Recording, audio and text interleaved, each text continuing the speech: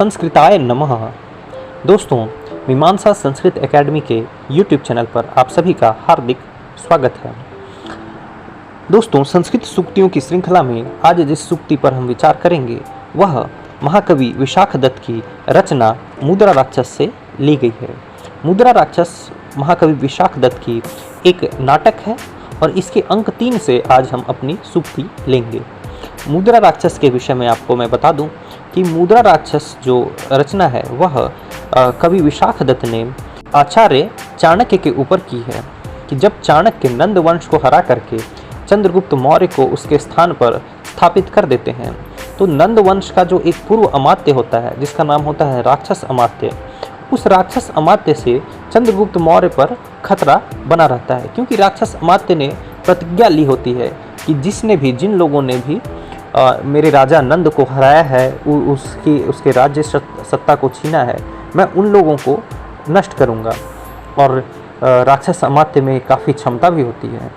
तो इस तरह से जब चाणक्य और राक्षस अमात्य के मध्य काफ़ी चतुराइयों भरा खेल होता है और अंत में जो राक्षस अमात्य होते हैं वह चाणक्य के सामने अपनी हार स्वीकार करते हैं और वह चंद्रगुप्त मौर्य की सभा में अमात्य बनना स्वीकार करते हैं। हालांकि इसके विषय में अधिक ज्ञान के लिए आपको मुद्रा राक्षस को पढ़ना चाहिए। हमारी आज की सूक्ति है दैवम विद्वांसः प्रमाणयन्ति। दैवम विद्वांसः प्रमाणयन्ति अर्थात जो मूर्ख व्यक्ति होते हैं वो भाग्य को ही प्रमाण मानते हैं। दैवम विद्वांसः प्रमाणयन्ति, मूर्ख व्यक्ति भाग्य को ही प्रमाण मानते हैं। अब दोस्तों, मान लीजिए कि आपका किसी दुर्घटनावश आपका हाथ या पाँव काम करना बंद हो जाता है और आप जीवन में आगे बढ़ना चाहते हैं, तो आपके पास दो रास्ते हैं। आप तो यह स्वीकार कर लें कि चूंकि आपका यह हाथ या आपका पैर काम करना बंद हो चुका है, इसलिए अब आप जीवन में सफल नहीं हो सकते हैं। वैसे लोग मूर्ख हैं क्योंकि उन्होंने इस भाग्य को स्वीकार कर लिया है।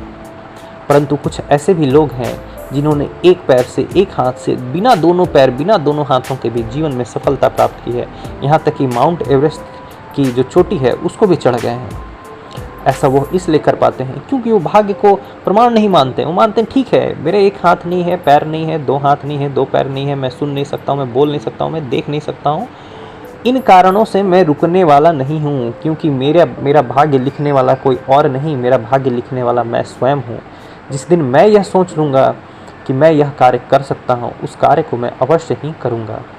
और ऐसे लोगों को कोई भी हरा नहीं सकता है, कोई भी रोक नहीं सकता है। इन लोगों को सफलता अवश्य ही मिलती है। तो दोस्तों, आपके पास भी दो रास्ते हैं। आप यदि पढ़ाई के दौरान आप पढ़ाई नहीं करना चाह रहे हैं, आप सोच रहे हैं आप बीमार हैं तो कैसे पढ़ें, या आप गरीब हैं तो कैसे पढ़ें, आपके पास सुविधाएं नहीं हैं तो आप कैसे पढ़ें, या फिर आपके पास सुविधाएं नहीं हैं तो आप सफल नहीं हो सकते हैं, तो आप लोगों के लिए यह सूक्ति अवश्य ही काम आएगी कि दैवम विद्वांसः प्रमाणयन्ति अर्थात मूर्ख व्यक्ति ही भाग्य को प्रमाण मानते हैं। आशा करता हूँ कि आप उन व्यक्तियों में से नहीं हैं।